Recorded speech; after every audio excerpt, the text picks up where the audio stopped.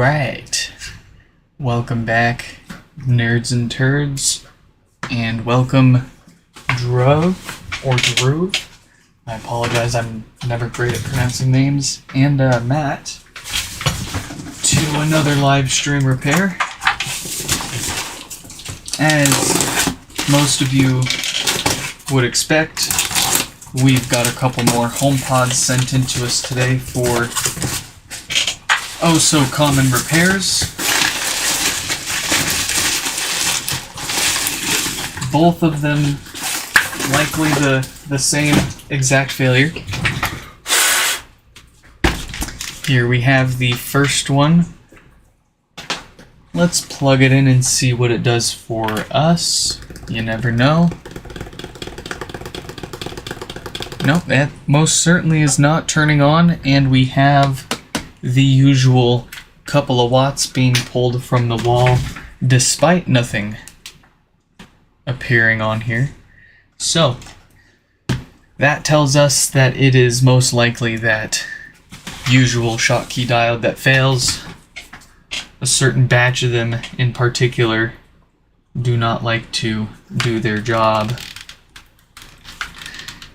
and just give up instead.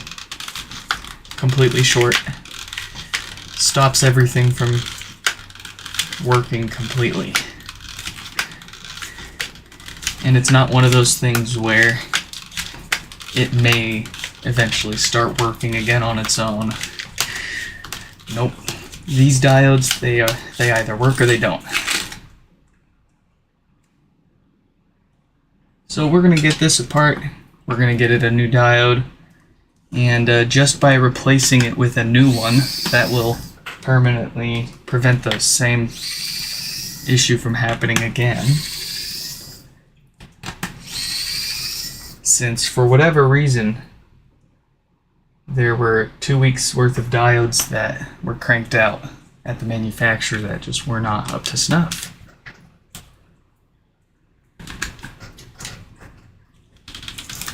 And I can guarantee you at this point,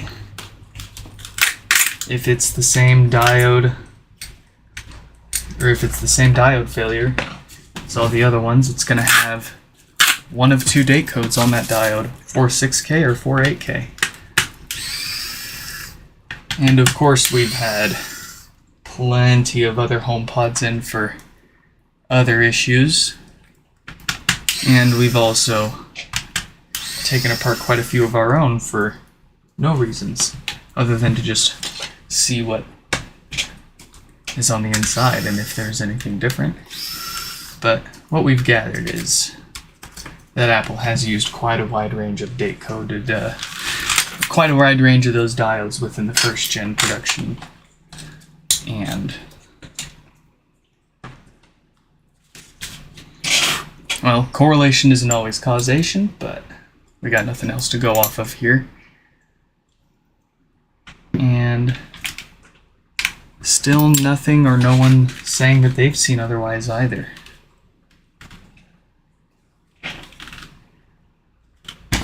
So it's kind of frustrating that we've all figured this out, which means almost certainly Apple already knew. I mean, I've got my hands on multiple pre-production HomePods, and even those had the same diode in it. That's what they were sent in to me for fixing, was no power, same diode. Unfortunately, I couldn't stream those ones for obvious reasons, but I'm sure they'll let me publish that one day. I've got my own prototype HomePod, but it's unfortunately a little too close to the production unit to have anything different or special on the inside. So that's not very interesting from a internal perspective.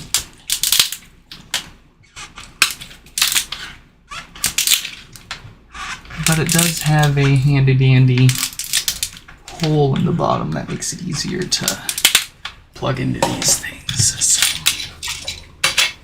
there's that. Still keeping my eye out for a real prototype HomePod. That would just absolutely pique my interest.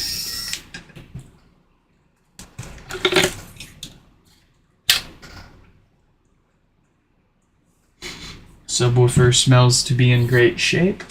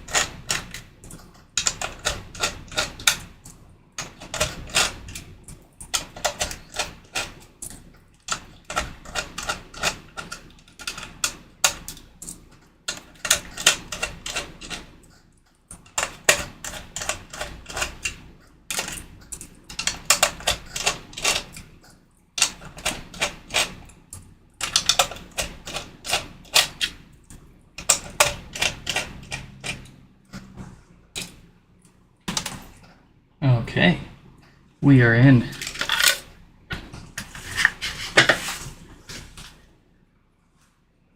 Let's check out the date code on our favorite diode there.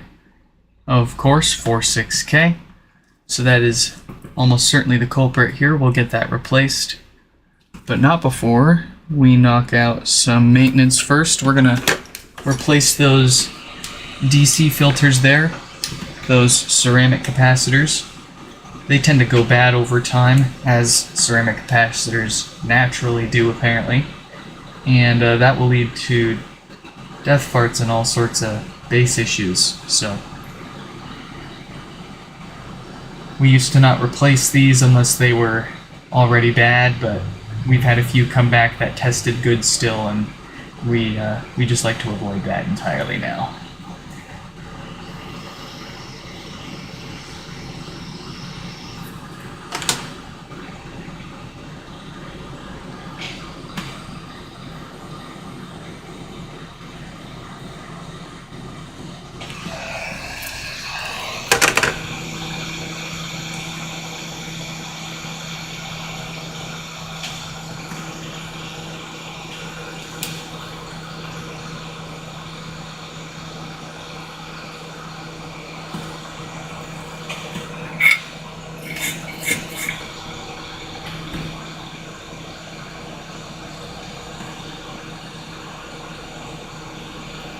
Oh boy, I got the shakes.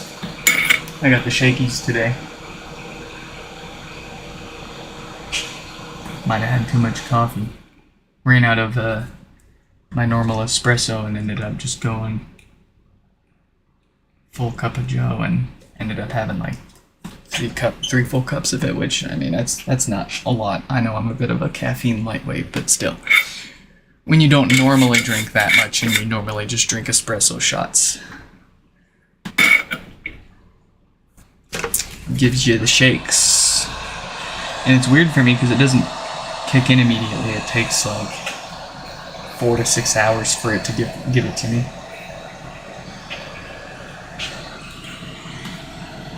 Being alive is weird.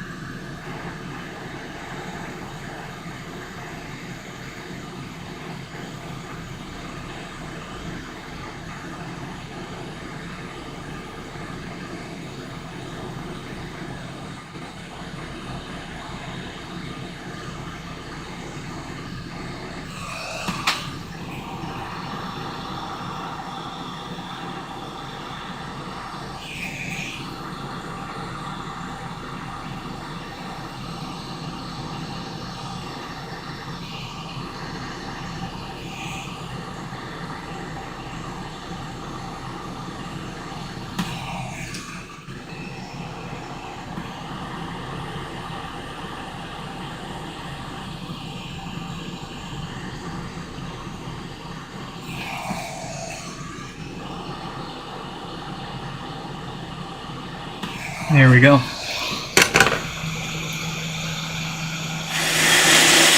Beautifully aligned. It matters. Can't have them all crooked.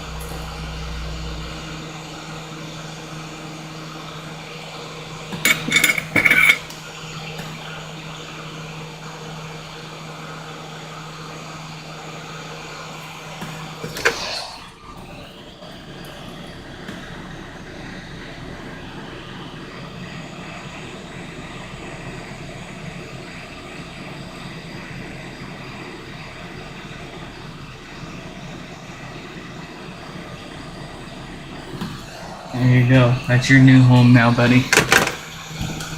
You'll do good.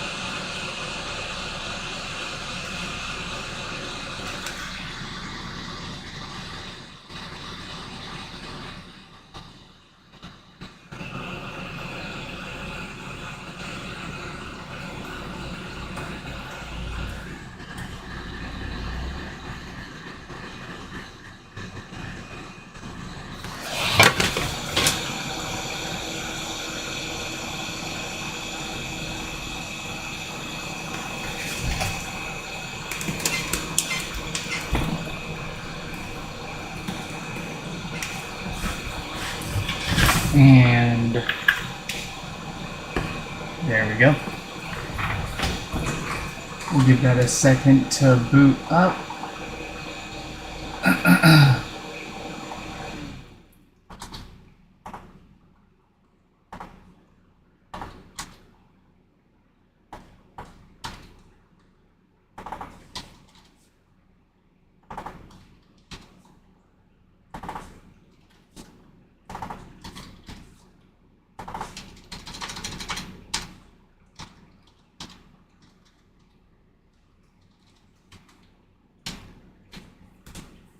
I'm having trouble. Perfect. Perfect. Let's get Matt up here and see what's going on with their HomePod.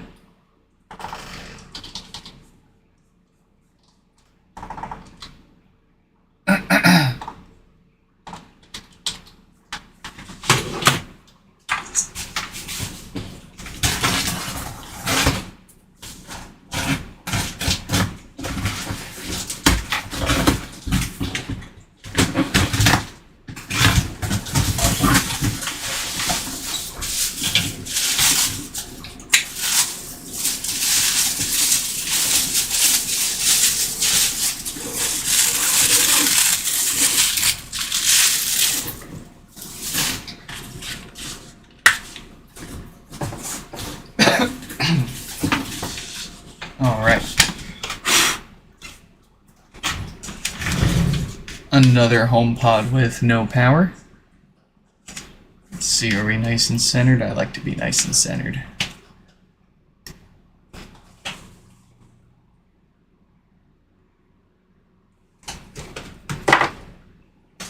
Alright, let's see what we have here.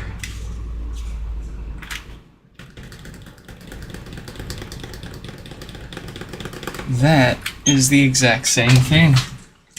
So let's do the exact same thing.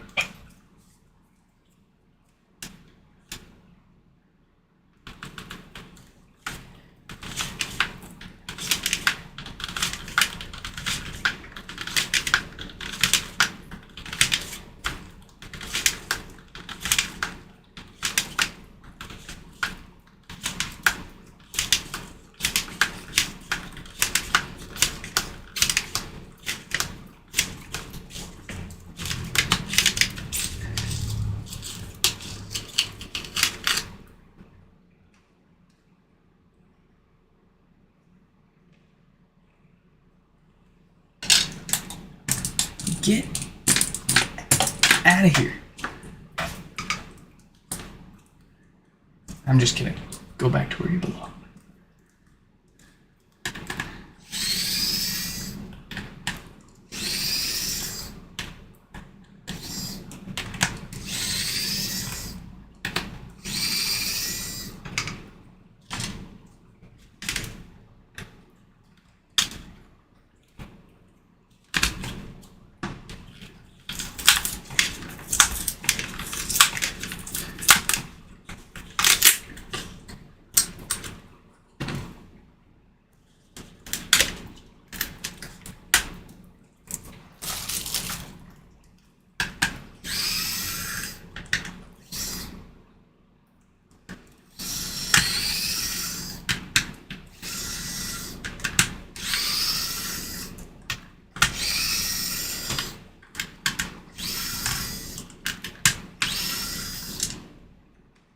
Ooh, we spotted another strange one.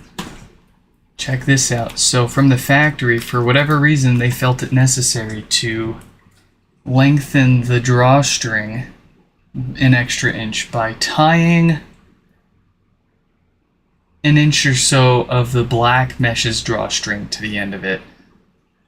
Why, when this is plenty enough length as it is? Who knows? I've seen this a few times before, though. So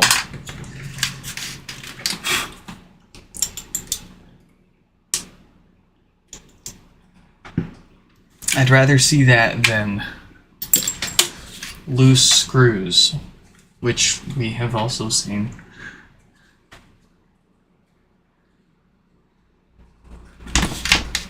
All thanks to the big chunky magnet on the subwoofer that they didn't bounce around and cause more problems.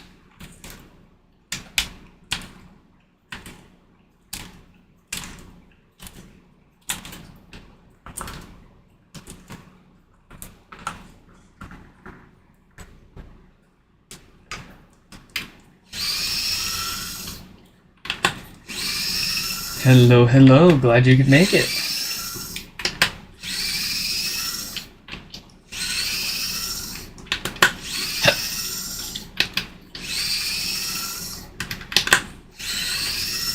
You've got kind of a special HomePod here with that drawstring. Only seen that a couple of times.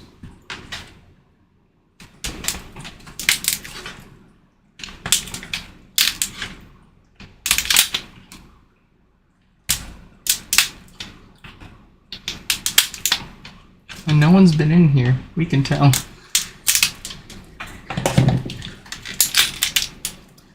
It's funny that Apple, about a year or so ago, I was trying to get them to replace a speaker under warranty, a HomePod under warranty. It would have been more than a year ago by now, for sure. Anyways, I had a HomePod that miraculously was still under warranty, so why not use it and get a fresh one from Apple? And it took a bit of escalation, a lot of escalation, actually. But when I was speaking to the senior advisor, at some point it came out that I work on HomePods and I pretty much handle all the out of warranty repairs that they tell people to, get hosed for. And the senior executive told me, well, okay, if you're going to send this HomePod in for warranty repair, you can't have taken it apart. In the back of my head, I'm like, that's illegal, but whatever. And they were like, if you did take it apart, we'll be able to tell. And, I took that as a challenge. They said that, and if they hadn't have said that, I wouldn't have bothered opening it. But they had to say it, so I had to test them. And guess what? I got my replacement HomePod. And, never heard about them getting a HomePod that had been opened up before.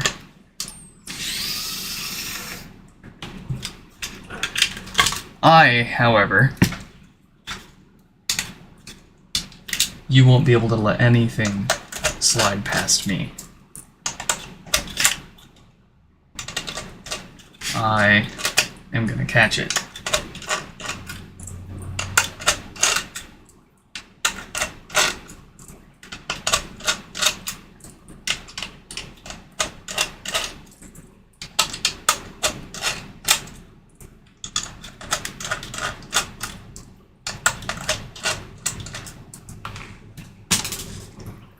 Kind of wild to imagine, but it's possible that at this point I may have worked on, seen the insides and outsides of more HomePods than possibly anybody else, save for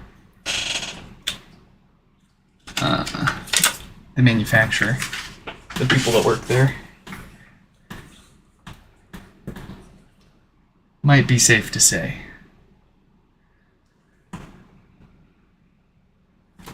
So here we go. First up, we're going to replace those filters first, of course. Those are the ceramic capacitors that, like all do, tend to go bad over time and cause death farts and other issues.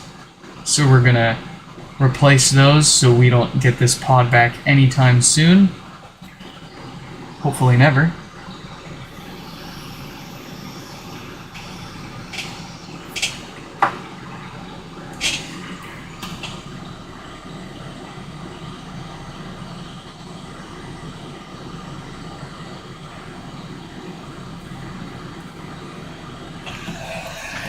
Well, I won't say that. I won't say hopefully never. Because if it's going to go in the trash, then throw it in my trash, yeah? Help me reach my life goal of 500 HomePods.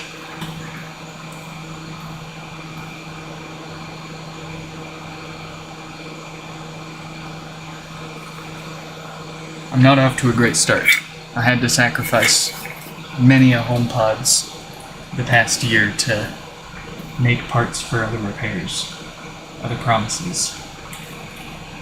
But now that we have finally a way to restore the software bricked HomePods, I am able to replenish. I can grow. I can conquer 500 HomePods. It's coming. I'm gonna do it. I'm gonna test their limits. How many can you really have? How much power is that gonna need? Oh. I want to get real big and blow up just so I can do stupid stuff like that.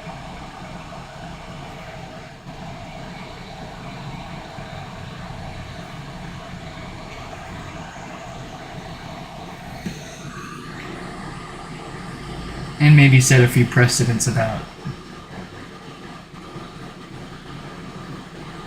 you know, consumer rights and whether you own your device and being able to fix it, blah blah blah. But that's the boring stuff. People don't get too interested in that. They want to see you do dumb stuff.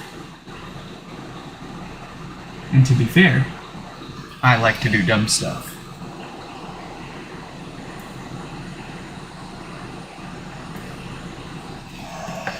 Alright. Almost. That bottom one's looking pretty sloppy.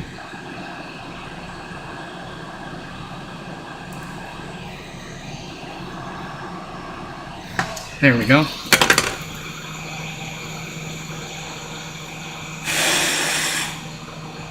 Almost again. That top one looks kind of sloppy too.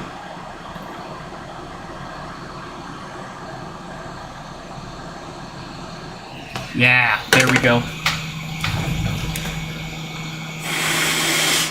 Ooh, we got another chat. Welcome, welcome, welcome.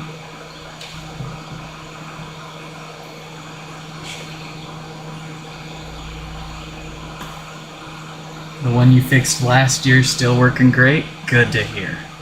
That's what we expect, too. If you do it right, there's no reason it should break on you again.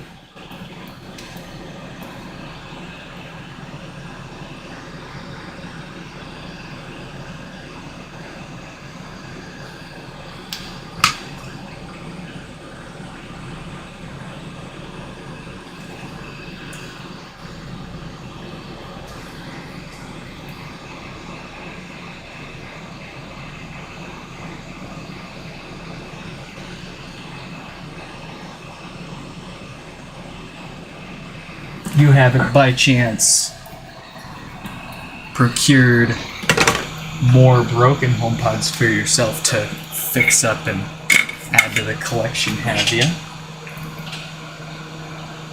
That was one of the biggest reasons I got into fixing these, was I wanted more of them for myself, but nobody knew how to fix these things, let alone anybody out there offering a repair service. So if I was to go the cheap route and buy broken ones to fix for myself, I'm gonna have to figure out how to fix them.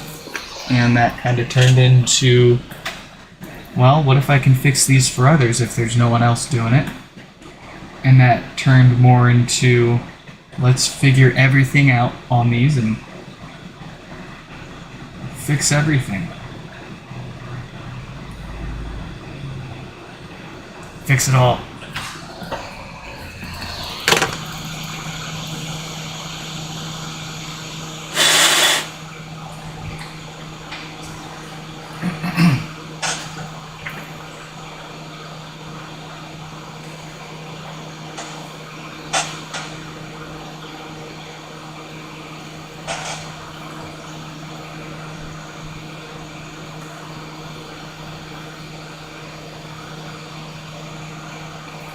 All right.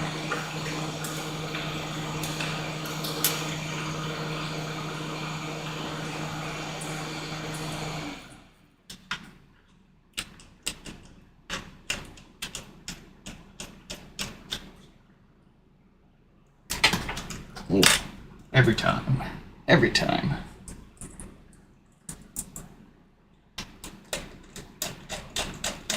How is it possible that my elbows stick out farther than my hands? That should not be possible.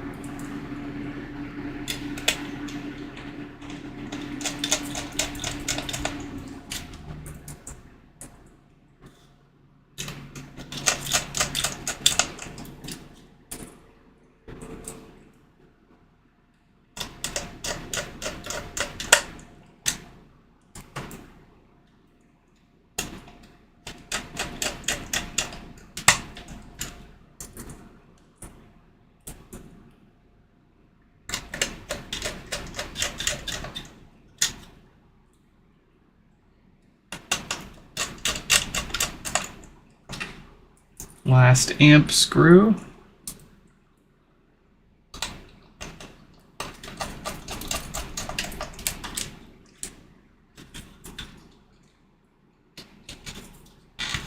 Here we go, power supply.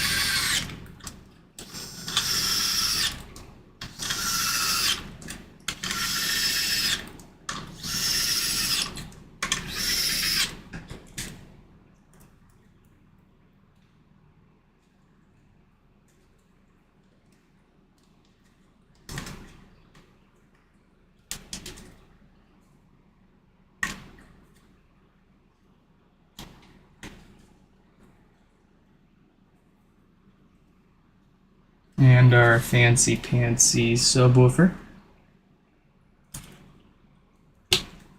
Give it one last sniff. Yep, smells good.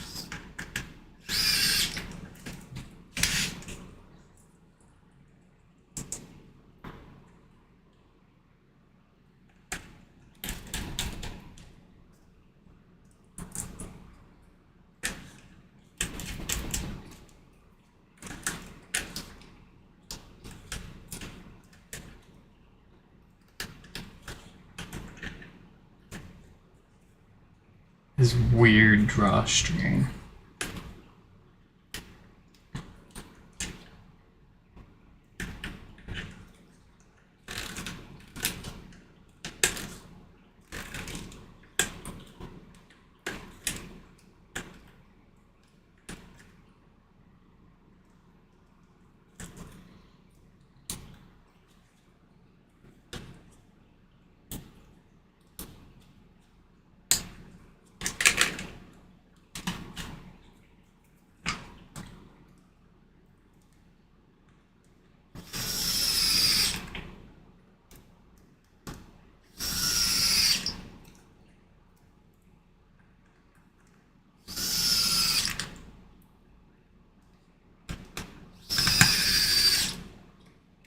All right.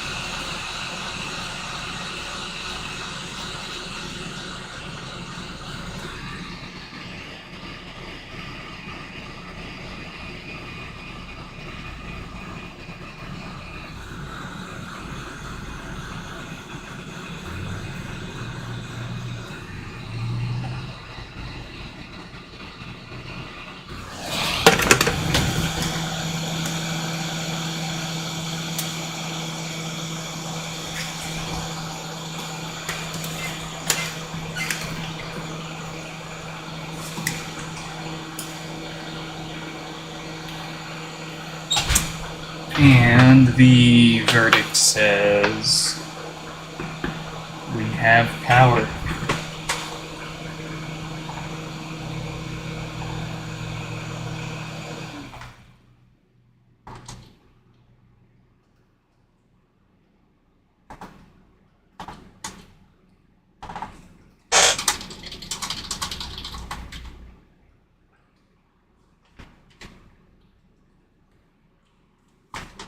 I'm having trouble connecting to Very you. good. I'm having trouble connecting. Very nice. I'm having trouble connecting. Show me those volume I'm buttons having though. trouble connecting. I'm having trouble connecting. I'm having trouble. Well, now I'm not going to get him to show up again. In any case, we've got it all fixed up. I hope you all enjoyed this live stream repair. We've always got more coming in the mail to get fixed up. I've got some parts I'm expecting to show up in the mail today so that I can finally start putting together some USB restore dongles for people to purchase if they don't feel like 3D printing and making their own for these software bricked HomePods. Keep an eye out on my website, nixfix.com/shop. That's where I'm going to put the dongles up for sale and other HomePod parts if you need them. In any case, like I said, hope you all enjoyed this